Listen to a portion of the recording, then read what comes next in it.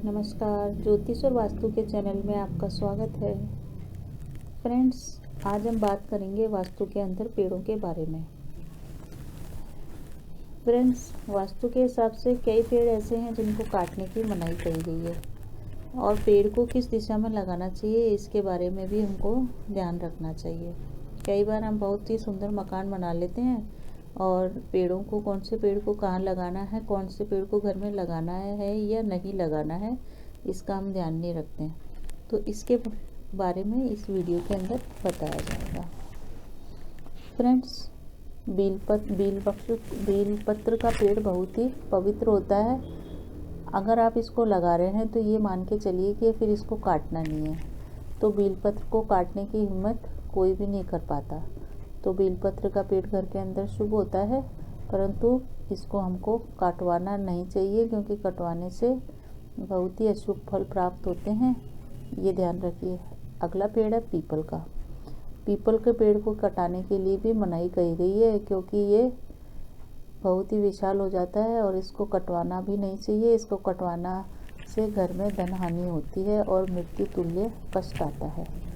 जरूरी नहीं है मृत्यु हुई हो, परंतु बहुत ही अशुभ परिणाम प्राप्त करते हैं वो लोग जो इस पेड़ को कटवाते हैं। पीपल के पेड़ की महिमा बहुत ही ज़्यादा शास्त्रों में बताई गई है। इसको कटवाने से अनिष्ट जरूर होता है कहीं ना कहीं पे। पीपल के पेड़ को पूर्व और पश्चिम में, पूर्व दिशा में कभी भी नहीं लगाना चाहिए पीपल के पेड़ को। और अगर वट वृक्ष का पेड़ है तो उसको पश्चिम दिशा में नहीं लगाना चाहिए। एक बात ध्यान रखिए फ्रेंड्स, कि आप कई मकानों में देखेंगे कि वहाँ अपने आप ही पीपल का वृक्ष उग जाता है और वो हमेशा साउथ वेस्ट की दिशा में ही अपने आप लगता है। किसी भी मकान में चेक कर लीजिए कि अगर पीपल का पेड़ अपने आप लग रहा है तो वो साउथ वेस्ट की दिशा में ही लगेगा। ये इस बात की सूचना है कि उस मकान में गंभीर वास्तु दोष है। जिन मकानों में वास्तु दोष होता है वहाँ पे साउथ वेस्ट के कॉर्नर पे पीपल का पेड़ अपने आप ही लग जाता है। चाहे मकान बना हुआ हो तो उसकी दीवार में ही लग जाएगा, उसको पानी भी नहीं देंगे तब भी वो लग जाएगा। फ्रेंड्स, फलदार पेड़ बहुत ज़्यादा जो ऊंचाई वाले होते हैं उनको भी घर में नहीं लगाना चाहिए, क्योंकि इससे संतान को कष्ट मिलता है। फलदार पेड़ को बहुत ज़्यादा लगाने से संतान को कष्ट मिलता है।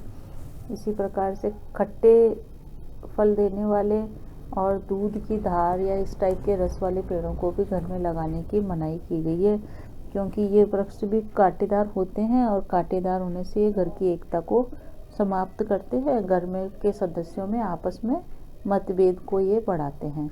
दूध वाले वृक्ष भी हमको नहीं लगाने चाहिए, क्योंकि ये भी आपसी बैर और मतों में अंतर पैदा करते हैं। व्यक्तियों के आपस में, एक ही परिवार के लोगों के आपसी विचार नहीं मिलते हैं।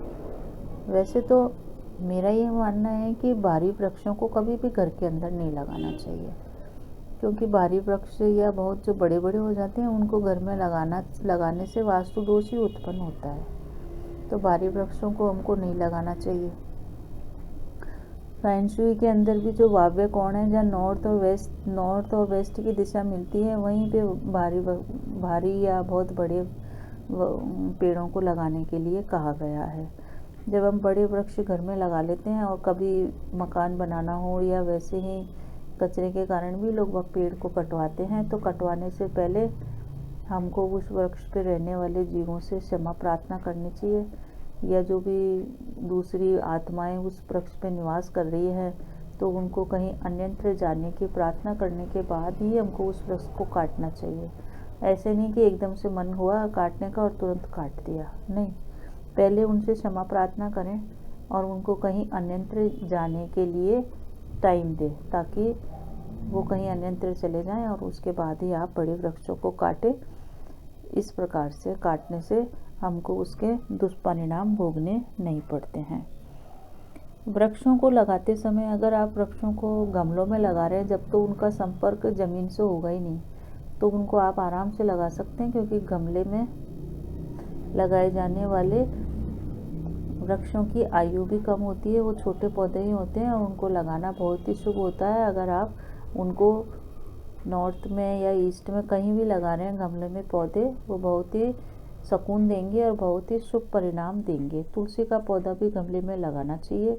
ये बहुत ही पॉजिटिव एनर्जी देता है और इसका सुबह उठ के दर्शन करने से काफ़ी मानसिक जो रोग हैं वो भी दूर होते हैं और बहुत ही शुभ परिणाम होता है कि आप उठते ही घर से बाहर निकले और तुलसी का दर्शन हो गया, या आप कहीं जा रहे हैं तो तुलसी का दर्शन हो गया, बहुत ही शुभ होता है। तो तुलसी का पौधा, तो फ्रेंड्स इन चीज़ों का ध्यान रखें। इस टाइप की महत्वपूर्ण जानकारी और भी आएगी। वीडियो को प्लीज़ सब्सक्राइब कीजिए और लाइक और शेयर कीजिए। धन्यवाद।